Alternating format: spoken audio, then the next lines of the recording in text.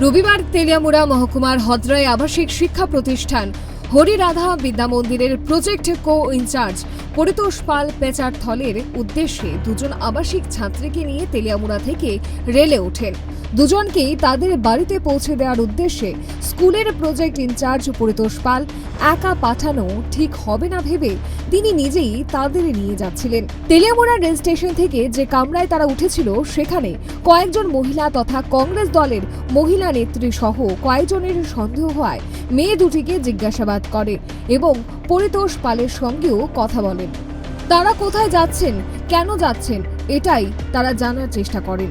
এ নিয়ে উভয় পক্ষের মধ্যে কথা কাটাকাটি হয়। মেয়ে দুটির পরিবারের সাথে কথা হলেও ভুয়ো আত্মীয় পরিজন বলে আমল দেয়নি তারা। পরে যাবতীয় কাগজপত্র দেখে তাদের সন্দেহ দূর হয়নি। মুঙ্গিয়াগামী স্টেশনে আসতেই পুলিশের কাছে তুলে দেওয়া হয় ইনচার্জ সহ দুই ছাত্রীকে। পুলিশের কাছে সব তথ্য তুলে ধরলে তিনজনকে অন্য কামরায় বসিয়ে দেয় পুলিশ। কুমারঘাট আসতেই প্রায় 2 শতাধিক মানুষ পুনরায় তাদের আটক করে জিজ্ঞাসাবাদ শুরু করে এবং কুমারঘাট থানার পুলিশের হাতে তুলে দেয়। পরে ইনচার্জ পরিতোষ পাল মেয়ে দুটির বাড়ির পরিবারের লোকেদের খবর দেয়। সোমবার কয়েকজনের নাম ধাম দিয়ে লিখিতভাবে তেলিয়ামুড়ার রেল পুলিশের কাছে মামলা দায়ের করেন ইনচার্জ পরিতোষ পাল।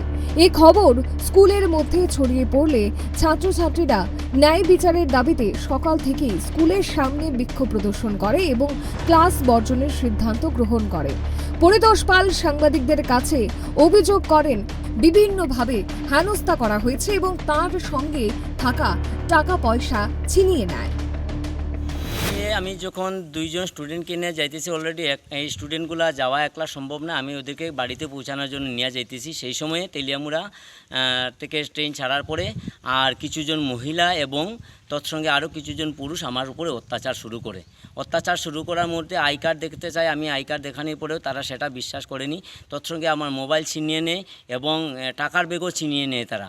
এরপরে এরকম করতে করতে মঙ্গিয়াগামী আসার পরে পুলিশ যখন আসে, পুলিশ আসার পর আমাদের ভেরিফাই করার পরে পুলিশ আমাদের ছেড়ে দেয়। ফির পুনরায় কুমারঘাট পৌঁছার সময় আর সেই আবার 200-250 জন আমার উপরে এবং মহিলা এই যে দুইটা স্টুডেন্ট ছিল স্টুডেন্টের উপরে আক্রমণ শুরু করে। তো এখানের মধ্যে যারা বলছিল আমার উপরে অত্যাচার করেছিল, আমি এখানে বলবো যিনি সবচেয়ে বিশেষ ছিলেন এখানে সর্বাণী ঘোষ চক্রবর্তী, উনি কংগ্রেসের মহিলার বড় একটি পদে দায়িত্ব আছেন।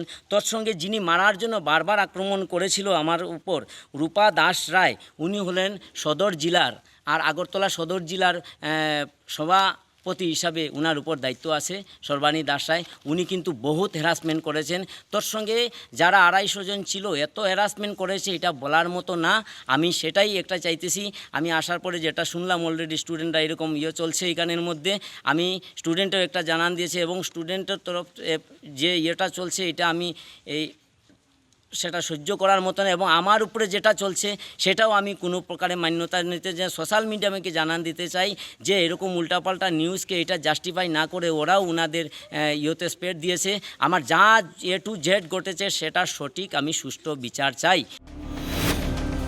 এভাবে দুজন নাবালিকা মেয়েকে ট্রেনে করে নিয়ে যাওয়া এতে কারো সন্দেহ কোনো অমূলক নয়, বরং সন্দেহ হওয়া স্বাভাবিক এবং সচেতন নাগরিকের সন্দেহ হওয়া উচিত। মানব পাচারকারীদের বারবারন্ত এখন এ রাজ্যে প্রায়শই ধরা পড়ছে এ ধরনের টাউট। এমনকি দিল্লি থেকে মানব পাচারকারীদের ধরতে ছুটে আসছে ইডির লোকজন। কাউকে এভাবে নিয়ে যাওয়া হলে তার যথেষ্ট প্রমাণ থাকা দরকার, তবে হেনস্থা করা মোটেই উচিত নয়। উপযুক্ত অভিভাবক সঙ্গে না থাকলে সন্দেহ হতেই পারে। এজন্য পুলিশের সহায়তা নেওয়াই আইনসঙ্গত বলে মনে করা হচ্ছে। Bureau report, Times 24।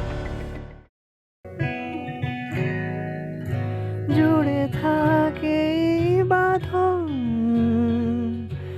আপনার চেয়েও আপন,